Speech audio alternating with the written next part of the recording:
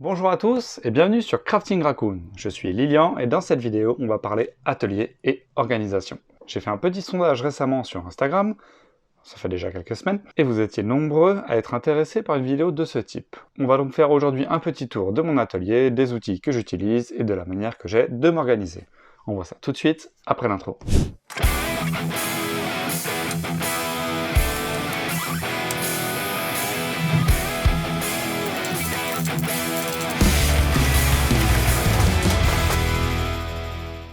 On va donc commencer par un tour global de l'atelier.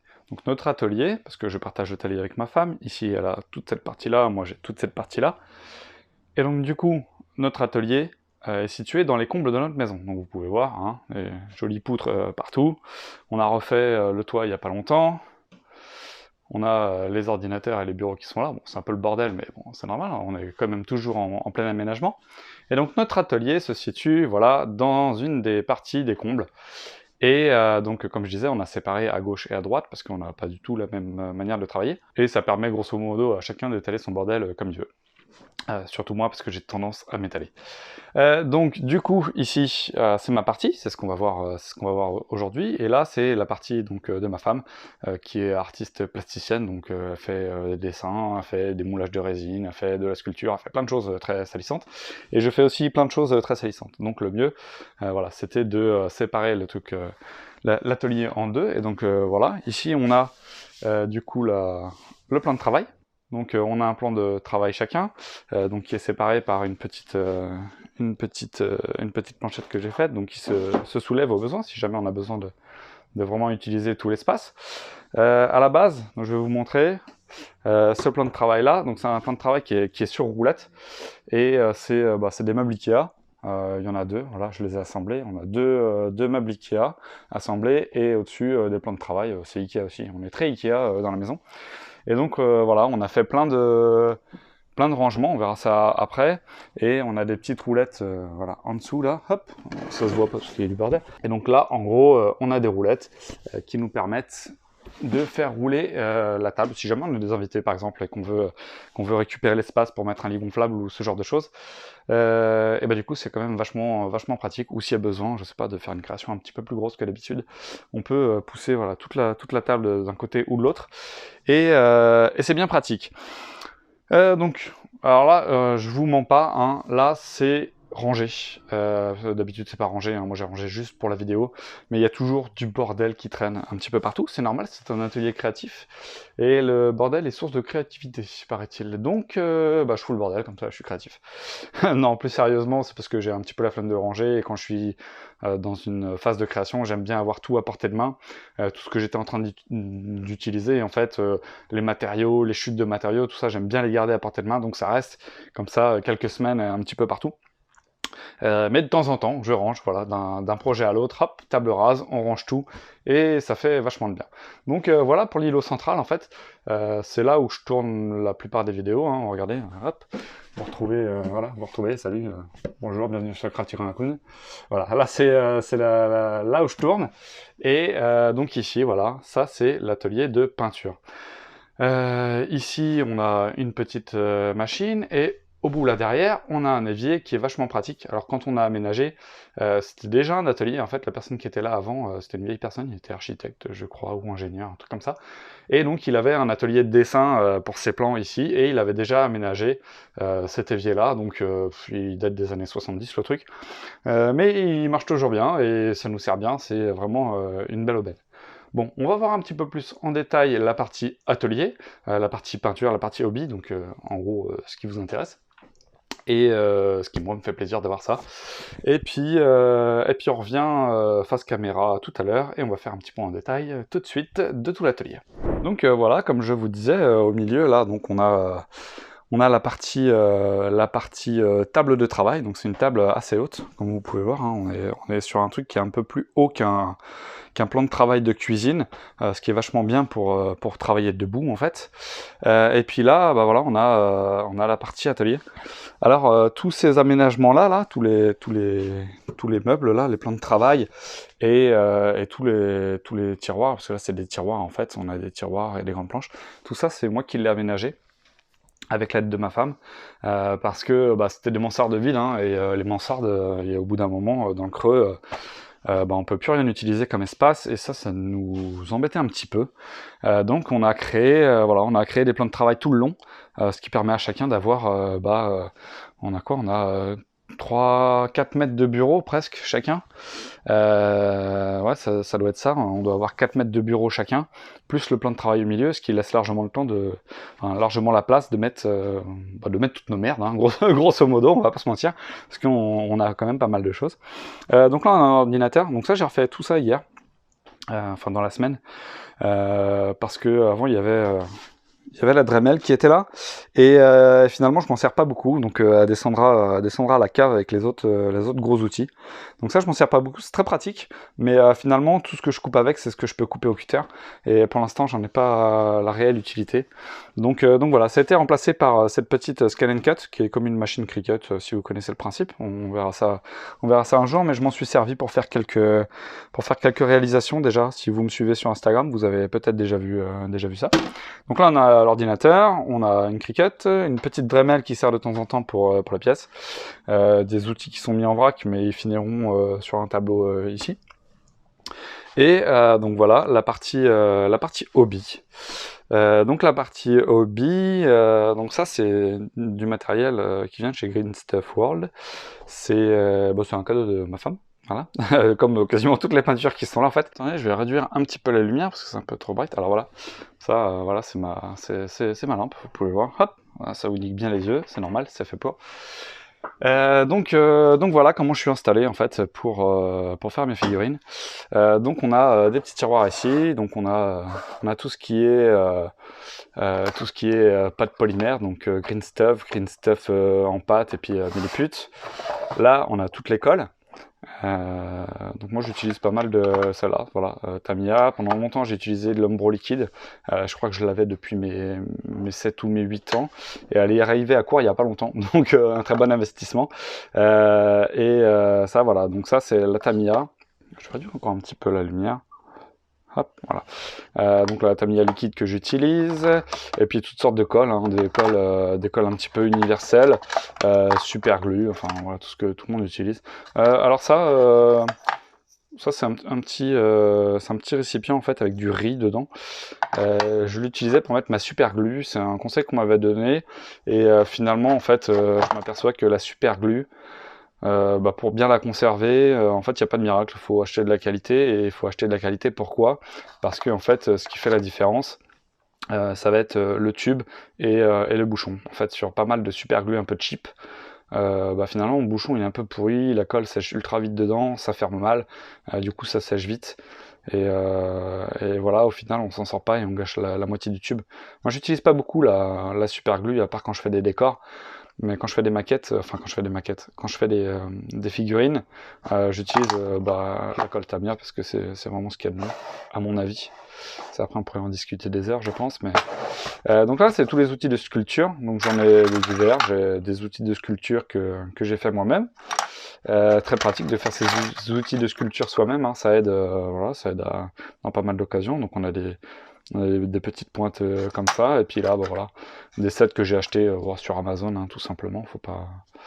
Et là le meilleur outil de sculpture que j'ai, c'est ça, c'est un espèce de petit pic qui était fourni avec un compas, il me semble. Ouais, ça doit être ça, c'est un truc de compas, et c'est un compas que j'ai eu quand j'étais en primaire. Voilà, donc ça c'est un outil de sculpture hors d'âge, qui a plus de 20 ans maintenant, et que je trimballe partout dans ma caisse à outils depuis que je fais des maquettes. Là on a des mousses, voilà, on a tout un tas de mousses, de pinces pour pouvoir tenir des pièces, on a des élastiques, c'est un petit peu le bordel général, comme pas mal des tiroirs en fait. Là on a toute la partie papier à poncer. Donc j'ai toujours différents grammages, et puis j'ai des outils comme ça que j'ai fait moi-même, qui sont bien pratiques. C'est bien d'avoir ça toujours à portée de main.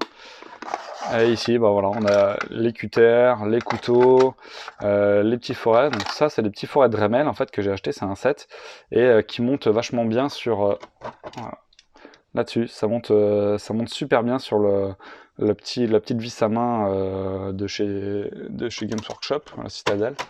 Et donc voilà, donc ça monte dessus et c'est bien pratique, ça permet d'avoir plusieurs épaisseurs. Et puis bien évidemment, ça monte sur la Dremel qui est là et ça permet, ça permet de faire des petits trous là où il y a besoin d'avoir des petits trous, tout simplement. Et là pour l'instant c'est vide. Avant j'avais de l'eau, j'avais un pot avec de l'eau ici. Et puis finalement, depuis que j'ai cette palette humide là, donc c'est une palette de chez DSPIA.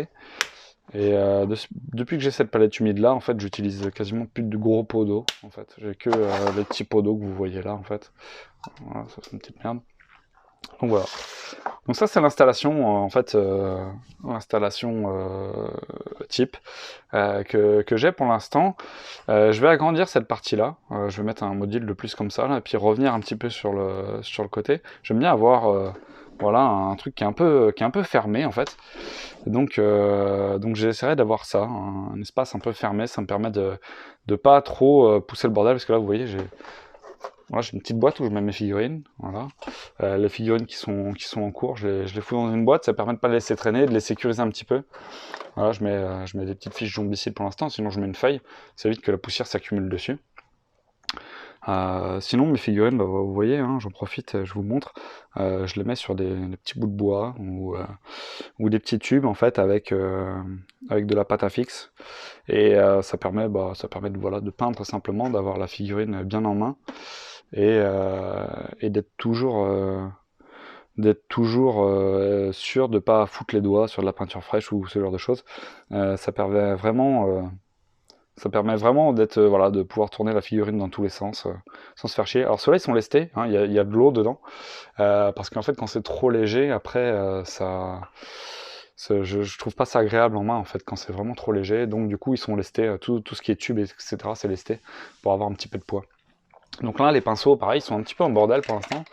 J'essaie de trouver un meilleur moyen de les ranger. Si vous avez des idées, ou si vous rangez vos pinceaux d'une certaine manière, n'hésitez pas à me le dire en commentaire. Je suis toujours à la recherche d'idées pour les pinceaux. Voilà. Puis ça, c'est voilà, c'est le bras où je mets mon téléphone. Je pose mon téléphone là, et puis ça permet dans les vidéos en fait de filmer cette partie-là. C'est ce que vous voyez dans dans les vidéos de craft que j'ai faites pour l'instant. Il y en a plusieurs autres qui sont à venir, et donc vous verrez ça, c'est assez utile. Alors il est un peu mal positionné parce que vous voyez il peut pas se rétracter à fond, c'est le désavantage d'être dans des combles. Mais il est bien pratique parce que bon, il se positionne là où je veux. Ensuite, on a la lampe. Alors la lampe, là, c'est un pied un peu particulier que j'ai fait moi-même.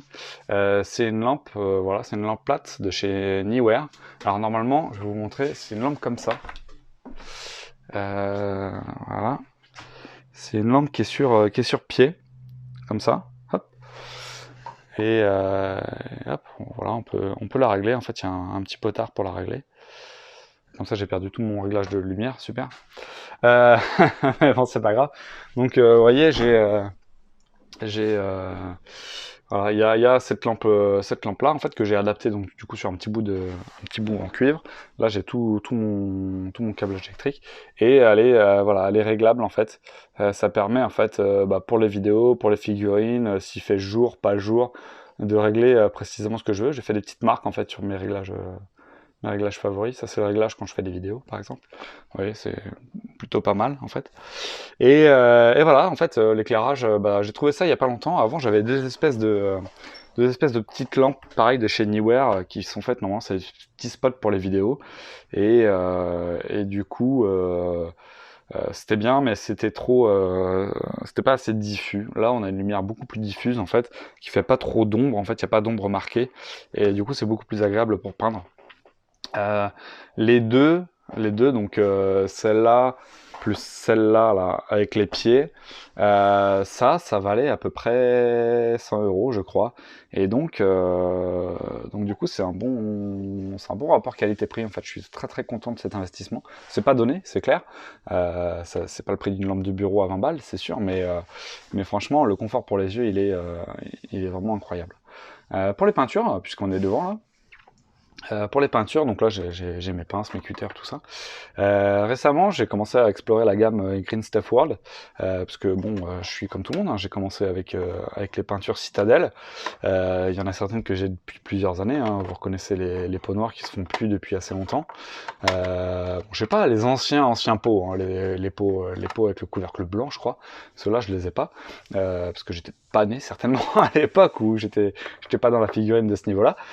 Mais voilà, donc j'ai les anciens pots noirs, j'ai les pots blancs, et je trouve voilà cette disposition, enfin ces petits displays assez pratiques parce que ça permet d'avoir les vieux pots, les nouveaux pots.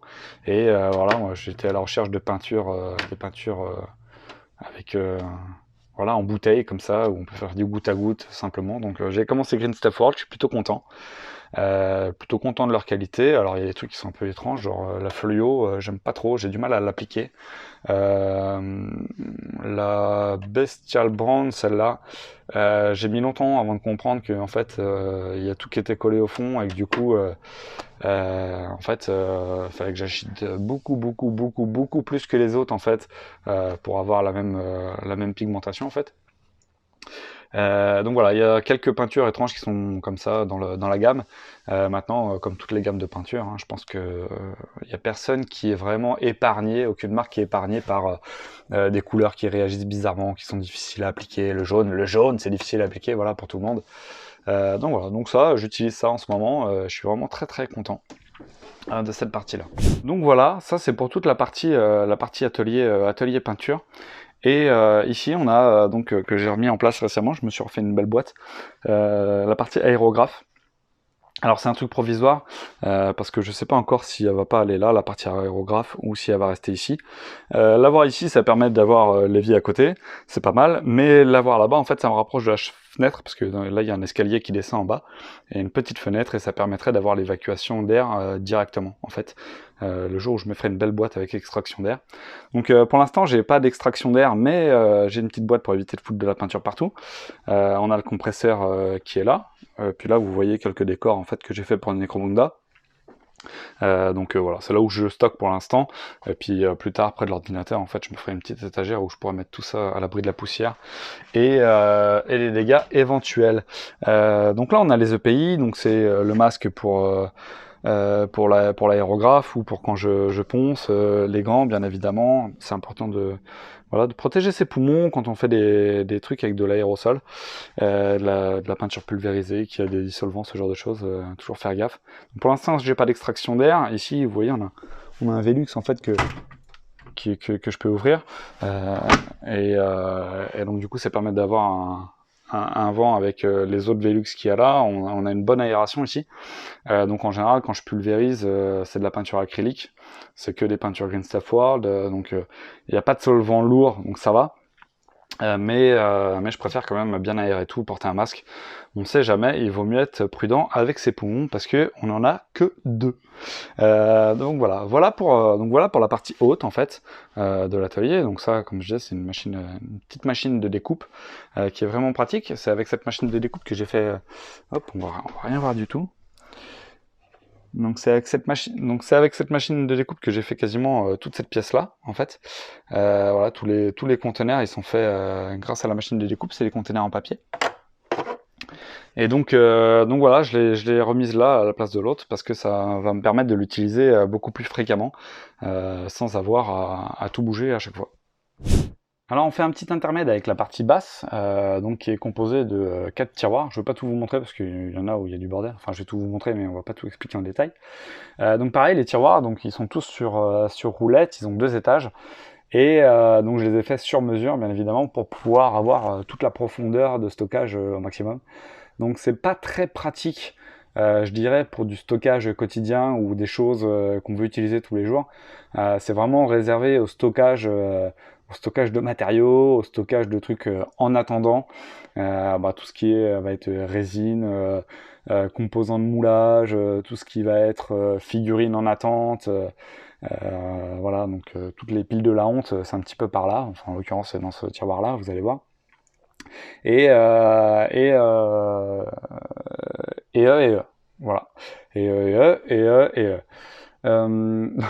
Donc du coup, voilà.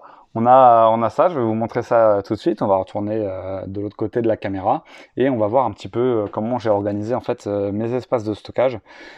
C'est pas encore ce qu'il y a de mieux, mais voilà, je commence à prendre mes petites habitudes, à voir ce qui marche pas, parce que c'est aussi un petit peu ça en fait, avoir un atelier. Euh, on prend des habitudes de travail au fur et à mesure, donc on va ranger des choses à certaines places, on va ranger des outils de telle ou telle manière, et puis au fur et à mesure où on s'en sert, on s'aperçoit qu'on laisse toujours traîner l'outil à 4 mètres de là où on le range normalement. Donc il faut peut-être se dire, bah voilà, je vais le ranger là où je le laisse traîner d'habitude. C'est que ça veut dire que c'est là où en fait j'utilise le plus, ou c'est là où il va finir le plus souvent. Donc autant l'avoir à portée de main à cet endroit-là. Donc c'est un petit peu la philosophie que j'ai avec cet atelier. Je le laisse pas toujours de la même manière. Alors j'ai mes petites habitudes. Par exemple, j'ai le Velux qui est juste au-dessus de la zone de peinture. Ça c'est vachement agréable en fait. Quand on peint le matin ou le soir, on a un petit peu de rayon de soleil qui passe à travers la fenêtre. Ça c'est bien. Donc ça je vais pas le bouger. Mais tout ce qui est partie gauche ou droite, tout ce qui est composition des placards, tout ça je vais être amené à le bouger au fur et à mesure du temps, je pense. Comme j'ai bougé là, par exemple la découpeuse Dremel pour mettre la machine de découpe papier.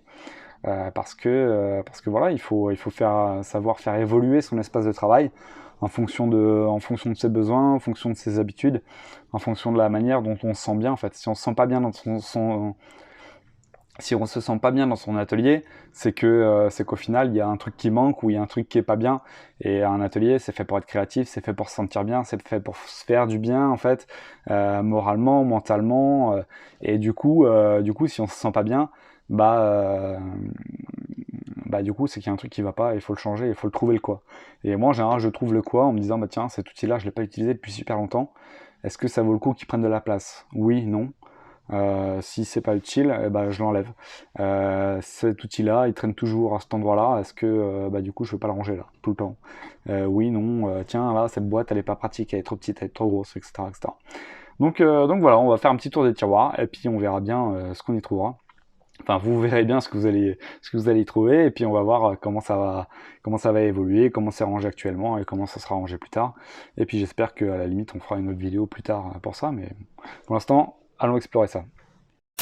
Donc voilà, sous l'espace, sous le plan de travail principal, on a des longs espaces assez profonds.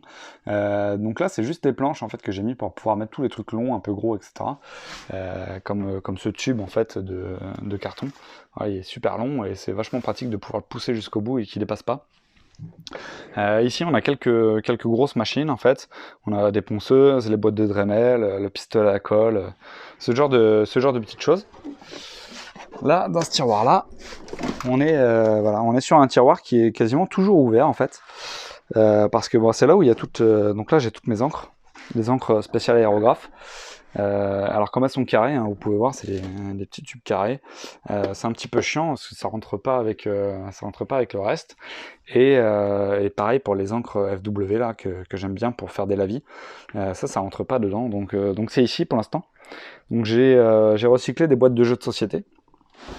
Et ce qui me permet de tout trier en fait. Si j'avais tout en fait à plat, ce serait le bordel complet. Et j'ai déjà tendance à remettre les choses un petit peu à la va-vite. Si c'était pas dans des boîtes, ce serait vraiment affreux. Alors on va ouvrir jusqu'au bout. Vous voyez, ça fait quand même un bel espace de rangement. On a, je crois, 90 cm ou 1 mètre de profondeur d'un bout à l'autre. Voilà, on a 1 mètre. Et donc là j'ai tout ce qui est peinture. Donc comme ça, en fait, quand je suis ici, je peux attraper directement ce que j'ai besoin. On a des diluants. On a des colles, on a des Way Spirit, on a des médiums, on a les vernis, les médiums, les bouteilles vides, les palettes de peinture, les brosses à dents pour le brossage à sec et ce genre de choses, des petits outils de sculpture et puis des petites pinces pour les figurines. Là j'ai les vieilles peintures que vous avez déjà dû avoir vous aussi. Voilà, les vieilles peintures Umbral, Enamel. Bon, ça j'utilise quasiment plus du tout, mais je les garde parce qu'elles sont encore en état de marche et que ça peut être pratique un jour si j'ai envie de faire des lavis ou ce genre de choses. ou je sais pas, des ancrages en fait. J'ai vu qu'il y avait des gens qui faisaient des ancrages avec les peintures énamel comme ça, et ça donnait des super résultats. Donc je les garde, je garde quasiment tout. Là j'ai des scotch de masquage que ma femme m'a offert. Ça c'est les recharges pour la palette. On a les aérographes qui sont là. Alors en aérographe, voilà, moi j'ai commencé avec Iwata. C'est une époque où j'avais encore un petit peu de sous à claquer. Donc du coup en fait, moi j'aime bien avoir des outils qui sont performants. J'ai souvent confiance aux petites marques, etc. Mais pour les outils de précision comme ça, comme les aérographes, j'ai voulu quand même investir. Donc mon premier c'était celui-là, voilà. HPBH, je crois, il me semble. Je vais réussir à l'ouvrir ou pas? Voilà, donc HPBH. Donc c'est le premier que j'ai acheté. C'est une aiguille en 0,2 qui est vraiment plutôt pas mal, avec un petit connecteur rapide. J'ai fait mes armes dessus et honnêtement c'était une erreur, parce que une pointe en 0,2, enfin donc 0,2 mm, hein, ça veut dire qu'en fait la pointe au bout fait 0,2 mm, ça veut dire qu'il y a un espace d'ouverture qui est tout petit, donc il faut que vous ayez des peintures de haute qualité déjà, pour que les pigments soient super fins, et puis ça a tendance à se boucher un petit peu vite si on fait pas bien les dilutions. Donc bah j'ai appris à la dure, voilà, j'ai appris dans les tranchées. Mais par contre, voilà, il a des avantages, c'est Iwata, donc HPBH. Ici, par exemple, vous avez le flux d'air que vous pouvez régler avec la petite molette, ce qui veut dire que en fait, même si vous êtes à fond, même si vous appuyez à fond, vous pouvez régler le flux d'air pour qu'il soit pas trop important. Donc ça veut dire que si vous voulez des dilutions ultra liquides avec beaucoup de transparence, donc très dilué et peu de pigments, et ben vous pouvez mettre très peu d'air en fait et avoir quand même un flow intéressant. Et puis ici en fait vous avez une petite molette aussi, merci les poils de chien, vous avez une petite molette ici aussi, qui permet de bloquer en fait la course arrière et donc de bloquer le flux de peinture. Donc voilà, donc ça permet en fait, comme sur Photoshop, ça permet de limiter et le flot de peinture et le flot d'air si on a besoin, trouver un bon réglage et être sûr de ne pas dépasser. Donc voilà, c'est pour ça que j'avais acheté celui-là à l'époque. Je l'ai acheté en même temps que le compresseur, c'était un lot, un pack. Et maintenant, aujourd'hui, j'en suis content, hein, mais je le conseillerais pas aux débutants, en fait. Par contre, celui-là, je le conseillerais aux débutants. Iwata Neo CN, voilà. C'est une pointe de 0,4. Il y a un grand réservoir ou un petit réservoir, et franchement c'est un réel plaisir de peindre avec, surtout les grandes surfaces. Moi je fais plus de terrain que de figurines, et en fait pour les grandes surfaces c'est vraiment le top. Là pareil ici, donc pour poursuivre un petit peu sur l'organisation, les peintures là, hop, elles sont rangées. Donc j'ai repris c'est une boîte de zombicide, ça aussi je crois, ouais, voilà, c'est une boîte de zombicide. Donc boîte de jeux de société, carré, au même format que les autres, c'est très bien. J'ai fait des petits séparateurs que j'ai collés. Et puis voilà, ça permet de ranger les vieux pinceaux qui servent au brossage à sec, les nouveaux pinceaux, voilà, tous les gros pinceaux qui rentrent pas dans la petite boîte, et pouvoir ranger les pots de peinture qui sont comme ça. Et puis là, on a de la merde. Grosso modo, là, on a de la Fimo, on a de l'Oriumaru, on a des pots vides. Bon, ça, c'est tous les pots que vous pouvez avoir dans les sandwicheries ou trucs comme ça avec les desserts. Je garde tout. Parce que ça fait des pots pour faire des mélanges et tout, c'est grave bien. Quitte à payer sa bouffe, autant recycler son packaging qui va avec, hein, on l'a payé. Donc voilà, c'est pareil pour ça, hein, c'est des petits... ça c'est les sauces à nem chez le chinois, voilà, le traiteur chinois, on en a un côté. Et on récupère les pots de sauce à nem et puis on en fait des petits pots pour faire les dilutions de résine, pour faire les dilutions de lavis, tout ça. C'est super pratique, et en plus c'est pas gratuit parce qu'on a payé la bouffe, mais c'est une bonne manière de recycler jusqu'à ce qu'il meure et qu'il finisse à la poubelle de recyclage. Mais en attendant, il aura une deuxième, une troisième, une quatrième vie, et ça c'est plutôt bien. Alors en dessous là on a une partie stockage de matériaux bruts pour les terrains. Donc vous voyez, en fait j'ai des boîtes avec plein de choses dedans. Hop. Donc voilà, donc là on a des bouchons, des tubes. Là on a des plus gros trucs. Donc, je vais pas tout déballer à chaque fois, mais voilà, j'essaie d'organiser en fait pas vraiment par forme, mais plutôt par volume. Un petit peu par forme, mais surtout par volume. En fait, là on a plutôt des bouchons, des petits tubes, etc. Là on a tout ce qui est cartes en fait. C'est que des cartes, donc c'est des cartes plastiques. C'est des cartes, voilà, des anciennes cartes bleues, des anciennes cartes de mutuelle, des anciennes cartes de fidélité, de magasins. Tout ce qui est cartes plastiques, je récupère et ça fait des matériaux gratuits. Ça, c'est une petite boîte, c'est là où j'ai tous mes moulages en résine en fait, avec les moules, des moules Green Stuff World aussi. Hop, voilà, on a plein de petits trucs là. Hop. Voilà, c'est des assemblages que j'ai fait ou tout ce que j'ai moulé en fait, de la résine que j'avais en trop que j'ai mis dans le moule pour pas perdre, ce genre de choses. Tout ça je l'ai mis dedans et puis je le garde comme ça, je sais où c'est et je peux le réutiliser à volonté en fait dès que j'ai besoin. Voilà, j'essaie de marquer quand c'est pas tout à fait transparent, j'essaie de marquer ce que c'est dessus. Là c'est des rivets, là on a des bouchons de liège. D'ailleurs il y en a un qui traîne qui est pas rangé. Voilà. Et donc là on a tout un tas de boîtes à la con. Qui serviront un jour. Une boîte de Pringles, hein. Ceux qui font du Necromunda savent à quoi ça sert, les boîtes de Pringles. Si vous savez pas, grosso modo, c'est pour faire des terrains industriels avec des longues cheminées ou ce genre de choses. Et au fond là-bas, là, donc tout ce qui est ici, là, c'est grosso modo, c'est mes outils et mes teintures pour tout ce qui est cuir. Parce que j'ai eu une période où je travaillais pas mal le cuir, j'aimais bien faire des accessoires, etc. J'ai fait des trucs plutôt steam, j'étais dans le steampunk, donc voilà, j'ai fait mes accessoires avec tout ce qui est là. Là on a encore des outils, là on a un Gundam pas fini, hop, voilà, le début de la pile de la honte est ici, voilà, un Gundam pas fini qu'il faudra que je finisse un jour. Et puis voilà, on a une boîte de Gundam au fond. Et puis là, voilà, on a quelques feuilles en fait. C'est l'avantage en fait d'avoir un tiroir qui est assez grand malgré tout. C'est que voilà, la verticale, je peux poser des feuilles A3, serrées à 3, et puis ce genre de petits trucs là. Ce qui permet de les avoir à disposition assez rapidement, puisque ce tiroir en fait est vraiment quasiment toujours ouvert. Voilà, je suis là, je fais mes peintures, et puis hop. Donc je suis là, je fais mes peintures, et puis hop, je passe ici, et puis voilà, j'ai tout à portée de main. Hop, on va ranger ça. Bon, j'ai fait tomber la moitié des trucs qui étaient dedans, mais bon, c'est pas grave. Hop, on va au suivant. Donc tiroir suivant, hop. Donc c'est là où je range toutes, ça se voit, hein, toutes les rattle cans. Putain, j'ai plus le mot en français à force de parler anglais tout le temps, c'est assez embêtant.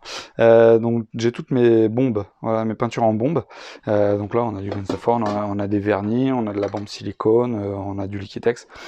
J'ai les scotch aussi. Là j'ai d'autres feuilles de ponçage en fait que je garde. Donc tout ça, vous voyez, hein, je mets toujours tout dans des boîtes. Dans les tiroirs, c'est important, je trouve, d'avoir des séparations en fait. Ça aide en fait à avoir un tiroir qui est organisé. On se dit un tiroir c'est bien, c'est déjà un début d'organisation. Ouais, mais c'est qu'un début d'organisation en fait. Donc avoir des séparateurs, c'est super important. Je trouve, tout est séparé hein, dans le tiroir, vous allez voir. Là j'ai des grosses pièces électroniques, j'ai du cuivre, mais tout ce qui est un petit peu métallique et ici électronique. Là j'ai encore d'autres trucs, j'ai des bouts de mousse, j'ai des bouts d'électronique. Donc voilà, tout ça c'est réparti dans des petites caisses encore. Ça évite de tout mélanger, ça évite que si vous faites tomber un truc, en fait il y a tout qui se répande. On sait jamais, hein, après tout. Et donc voilà, ça évite d'avoir du bordel en plus de son bordel. Alors en dessous de ce tiroir-là, on a une autre pile de la honte. Donc c'est la pile des Gundam. Donc là voilà, on a un Sazabi MG qui attendait d'être fait, un Sinanju RG qui attendait d'être fait. On a les bases qui vont avec, et puis on a voilà un petit unicorn MG qui attend aussi d'être fait. Donc ça c'est un peu ma pile de la honte du Gundam, avec quelques gros trucs. Quelques tubes qui passent, des anciens trucs d'airsoft là-dedans. On a un petit peu de tout. Donc ça, voilà, ça c'est les 3 gros projets qu'il faudrait que je fasse Ce serait bien de les faire en 2021, peut-être jusqu'à 2022. J'essaierai de faire ça, voilà. Je sais que c'est pas spécialement la destination de la chaîne, je sais que c'est pas spécialement ce que vous attendez, mais j'essaierai voilà, de leur faire de toute façon des petits dioramas ou des petits décors en fait pour les mettre, et puis de les personnaliser un petit peu avec du battle damage ou ce genre de choses. Donc on verra bien si ça vous intéresse, je mettrai certainement ça sur la chaîne, pour un ou deux en tout cas, peut-être pas tous, mais voilà. J'essaierai de vous faire partager un petit peu cette partie-là de mon univers de crafting, on va dire. Allez, tiroir suivant. Donc du coup ici c'est là où j'entrepose le dernier zombicide que j'ai reçu, la deuxième édition. J'ai hâte d'y jouer d'ailleurs parce que je l'ai reçu au mois d'avril je crois. Et j'ai ouvert, les figurines elles sont toutes plus splendides que les autres, les unes que les autres. Et j'ai pas encore eu l'occasion d'y jouer avec les nouvelles règles, etc. Il n'y a pas grand chose qui change, mais il y a des choses intéressantes. Donc vivement que je puisse y jouer. Là on a la figurine Necromunda qui traîne. Ça c'est une voiture que j'aimerais customiser pour un diorama. Ici, on a du War Machine, donc c'est que des petits trucs qui sont démontés. Là, on a des petites voitures pour faire du Gazland. Vous avez peut-être vu, si vous me suivez sur Instagram, vous avez peut-être vu du coup ma première voiture Gazland que j'ai fait il y a quelques temps. Donc je compte me faire une petite team Gazland pour pouvoir faire quelques parties bientôt. Et puis si vous ne me suivez pas sur Instagram, n'hésitez pas à aller faire un tour, hein. C'est comme la chaîne, c'est Crafting Raccoon. Vous pourrez partager avec moi des bons moments parce que dans les stories je partage un petit peu des work in progress, je partage un petit peu le quotidien, ce genre de choses, et puis tous les petits trucs que je fais, ce sera pas que en vidéo, ce sera aussi en photo, et puis vous pourrez voir les images de mise en œuvre qui apparaîtront peut-être pas dans toutes les vidéos, voilà. Donc n'hésitez pas à venir sur Instagram. Et puis à vous abonner sur la chaîne YouTube aussi. Donc voilà, ici, ça c'est toute la partie costume en fait. Donc là, on a une partie costume FMA. Je sais pas si je le ferai un jour ce costume. Donc FMA Full Metal Alchemist. Je voulais me faire un costume de Edward Elric, adulte, avec son bras. J'ai une obsession pour les bras mécaniques. Là, on a un petit nerf en fait, qui est destiné à un futur projet d'armure mandalorienne. Comme ça d'ailleurs, hein, c'est fait pour être un fusil mandalorien. Donc voilà, là on a des résines, on a des morceaux de cuir, on a des futurs bouts de blaster, on va dire. Et puis voilà, donc voilà comment c'est organisé ici. Il y a les gros trucs, on a de la plastiline, on a de la résine, on a du silicone, on a tout ce qu'il faut pour faire du moulage résine, de la sculpture. Et un petit peu de craft tissu, ce que j'appelle le craft lourd en fait, tout ce qui va être moulage, résine, ponçage, etc. Parce qu'on a du mastic ici aussi. Voilà, donc ça c'est toute la partie craft lourd en fait, qui est destinée plutôt à mon autre vie idéalisée de pouvoir faire du cosplay régulièrement, ce qui n'est pas le cas. Et puis pas vraiment du cosplay parce que j'ai pas grand chose. J'aimerais faire une armure FMA et puis une armure de Mandalorien. Voilà, c'est dans les gros projets d'avenir. Du coup, pour continuer notre aventure dans l'organisation et les tiroirs, je vais faire un petit tour là des tiroirs qui sont ici et des placards qui sont là. Donc c'est ce qui est juste en dessous de l'îlot central en fait. Donc ça c'est pareil, hein, comme je disais, c'est des meubles Ikea qu'on a collés, on en a collé deux ensemble, et on a mis donc des portes et des tiroirs pour pouvoir avoir un truc propre en fait. Ce que vous voyez, voilà, donc là on a des boîtes en fait, donc ça c'est les boîtes, donc ça c'est tous les trucs en bois que je récupère, c'est des touillettes, des trucs de fromage, ce genre de choses. Et là en fait on a des morceaux de plastique, tout ce qui me sert pour faire mes décors en fait, mes décors Necromunda, tout ce qui est Warhammer 40K, tout ça voilà, les grosses pièces plastiques ça rentre là-dedans, ça prend pas de place dans les autres tiroirs, et c'est à portée de main surtout. Dans des boîtes transparentes, toujours très important les boîtes transparentes, parce que ça permet de visualiser en un coup d'œil ce qu'on a. Si j'avais que des boîtes fermées, alors déjà que des fois je me trompe d'un tiroir à l'autre, alors si en plus je devais ouvrir toutes les boîtes à chaque fois pour me rappeler qui est quoi, même si on marque dessus, là visuellement je peux retourner la boîte, me dire bah tiens, est-ce que j'ai ça, est-ce que j'ai pas, oui, non, c'est pas dans cette boîte là, c'est dans l'autre, parce que techniquement celle-là et celle-là, si elles étaient aveugles, j'entends par là opaque, et que je marquais juste dessus, pièce pour terrain, pièce pour terrain, ça m'avance pas à grand chose. Donc moi je préfère ne rien marquer et avoir de visu tout de suite ce que j'ai, et puis j'essaie de trier un peu par forme, par catégorie. Là on a des résines. Résine UV, là on a des feuilles de plasticard en fait qui viennent de chez Green Stuff World. Donc des feuilles texturées, voilà, ça permet d'avoir des textures. Ici, bah voilà, on a du Necromunda, on a des figurines, on a des bits ici, toujours en boîte transparente aussi, c'est important. Et puis bah là, en fait, on a, vous allez pas bien voir, c'est sûr, mais hop, on a, je vais essayer de monter ça. Hop, voilà. Je sais pas si vous allez mieux voir, non pas du tout. Mais bon, en gros, ici, on a le matériel vidéo. Ici aussi, voilà, on a du matériel vidéo. Donc on a des petits spots comme ça qui sont sur batterie. C'est vachement bien. C'est ça qui illuminait en fait à la base mon espace peinture. J'en avais deux comme ça au-dessus. Donc c'est pas mal parce qu'elles ont un réglage en fait. Elles ont un petit réglage de 0 à 99. Ça permet d'avoir une lumière pas trop forte et de varier selon les besoins. Et ça c'était plutôt utile, mais la manière de les accrocher me convenait pas. J'avais deux petits bras comme ça en fait qui les accrochaient. C'était pas pratique, ça m'empêchait de sortir les peintures facilement. C'est pour ça que j'ai switché sur l'autre. Et puis bon voilà, là on a du vieux stuff, des cigares. Voilà, ça c'est tout ce qui traînait dans mon bureau en bas en fait, parce qu'avant on avait les bureaux dans les chambres d'en bas. Donc c'est tout ce que j'ai remonté, toutes les merdes qui étaient en haut et que j'ai pas encore pris le temps de trier. Là on a les papiers, enfin, après c'est des trucs pas très intéressants. Donc voilà pour tout ce qui est du tour de l'atelier. On va juste finir vite fait avec l'éclairage en fait. On a mis récemment voilà, un grand panneau LED. Avant on avait 2 ampoules un peu pourries. Mais bon, c'est normal, on est toujours en cours d'aménagement, donc on fait ce qu'on peut avec ce qu'on a en fait. Et donc voilà, ce gros panneau LED là, il est vachement bien. On peut régler la luminosité, on peut régler la couleur aussi. Ça permet du coup d'avoir plus ou moins de lumière. Pour les vidéos, ça peut être pratique. Donc voilà, cet éclairage LED permet d'avoir plusieurs fonctionnalités. Déjà, ça économise l'énergie par rapport aux ampoules qu'on avait avant. Et puis on peut régler la luminosité, l'intensité, la couleur aussi. Donc voilà, c'est un bon investissement pour les yeux. C'est important de faire attention à ses yeux quand on est beaucoup dans son atelier. C'est comme lire beaucoup en fait. Il faut avoir les bonnes conditions lumineuses. Et c'est aussi agréable pour la qualité de son travail que pour la santé de ses yeux. Donc faites attention à vos lumières, et sur votre espace de peinture, mettez toujours une très bonne lumière. Ça vaut le coup d'investir 10 balles de plus pour avoir une bonne lampe et une bonne ampoule.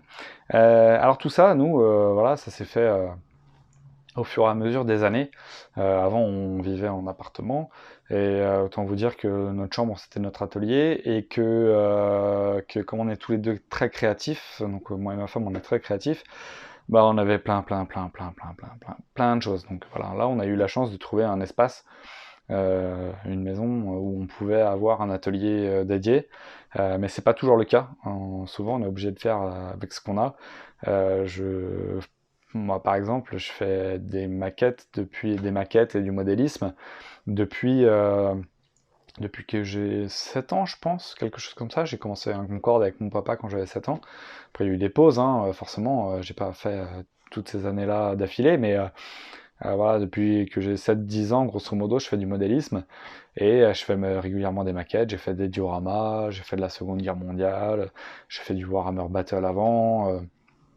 Donc voilà, j'ai toujours été ancré là-dedans, et puis j'ai toujours eu une passion pour le crafting. Donc j'ai fait des trucs steampunk, j'ai fait des costumes, j'ai fait plein de choses.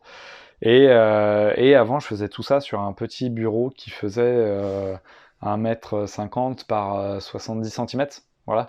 Donc il suffit pas toujours d'avoir un atelier pour faire les choses bien, hein. On peut très bien faire plein de choses satisfaisantes pour soi-même, et puis satisfaisantes pour son ego, pour sa passion. On peut très bien réaliser sa passion, le hobby, sur vraiment un tout petit espace, hein. Voilà, si je voulais peindre tout le temps, techniquement ça me suffirait, même la moitié en fait de l'espace me suffirait. Là, j'ai tout ça aujourd'hui, c'est une chance, je le sais. C'est pas donné à tout le monde d'avoir autant d'espace pour mettre son fourbi, je vais dire ça comme ça. Mais on peut très bien s'en sortir et faire plein de choses merveilleuses avec très très peu d'espace. Je vais vous montrer une petite chose. Par exemple, je l'ai mis de côté, encore pleine de poussière. Ça, par exemple, cette petite boîte, là, c'est une petite boîte de pêche à la base, ou de toolbox, peu importe, et un petit peu pété. Voilà, bah ça, pendant plus de 15 ans, c'était là où je mettais toutes mes peintures. Donc j'avais mes peintures qui étaient ici, j'avais mes pinceaux là, j'avais les cutters ici, j'avais mes papiers de verre ici, j'avais des petits bits qui traînaient à gauche à droite. Voilà, pendant 15 ans, ça, c'était mon atelier. Pendant 15 ans, c'est ce qui m'a servi à faire toutes les peintures de figurines. Et tout ça, voilà, bah, quand j'en avais plus besoin, je le rangeais, hop, et puis, voilà, elle est pétée, elle a vécu, hein. Mais, hop, et voilà, donc je me servais de ça, cette petite boîte-là,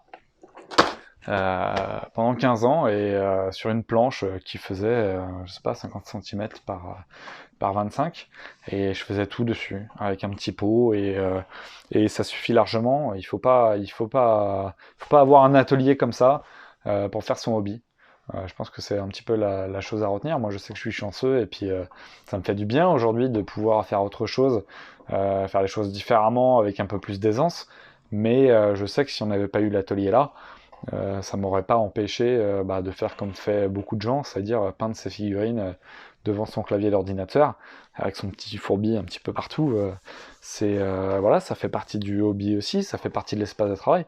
L'important dans tout ça, en fait, et je le redis, hein, l'important c'est d'avoir une bonne lumière, des bons outils, travailler avec des bons pinceaux, travailler avec des bonnes peintures, travailler avec une bonne lampe, et puis un bon cutter, voilà, par exemple. Si vous faites du hobby, c'est les principaux outils à avoir, et il faut surtout que ce soit de qualité. Alors après, quand on commence, ça sert à rien de mettre des milliers de cents dans des outils, mais il faut quand même, voilà, il faut quand même avoir des bons outils pour faire du bon travail. Ça, on me l'a dit et répété des centaines de fois, et voilà, j'ai pu en faire l'expérience moi-même. Et ça, c'est plus important qu'un grand espace. Voilà. Avoir des bons outils qui nous facilitent la vie, c'est plus important qu'avoir un grand espace de travail. Après, bon, voilà, si vous pouvez avoir la même chose qu'ici, ou en mieux, bah, faites-vous plaisir, hein. Faut pas se priver, hein, quand c'est son hobby, c'est un petit peu une partie de sa vie. Mais je digresse. Je digresse, et du coup, je vais vous dire à bientôt pour une nouvelle vidéo. N'hésitez pas à vous abonner à la chaîne, ça me fera très plaisir de vous revoir dans les prochaines vidéos. Alors on fera peut-être du vlog de temps en temps, hein, si l'atelier progresse, si la partie outils par exemple progresse, je ferai peut-être une vidéo sur la Cricut, je peux faire des vidéos aussi sur la partie aérographe quand je l'aurai fait évoluer, j'hésiterai pas, hein, sur ce petit format vlog si ça vous plaît. N'hésitez pas à me le dire dans les commentaires, hein, d'ailleurs, si ça vous plaît. Et puis je digresse encore, d'ailleurs. Donc voilà, n'hésitez pas à vous abonner à la chaîne, retrouvez-moi sur Instagram, Crafting Raccoon, comme la chaîne YouTube où vous êtes présentement. Et puis je vous dis à bientôt pour une nouvelle vidéo, et d'ici là, surtout, ne vous collez pas les doigts. Salut!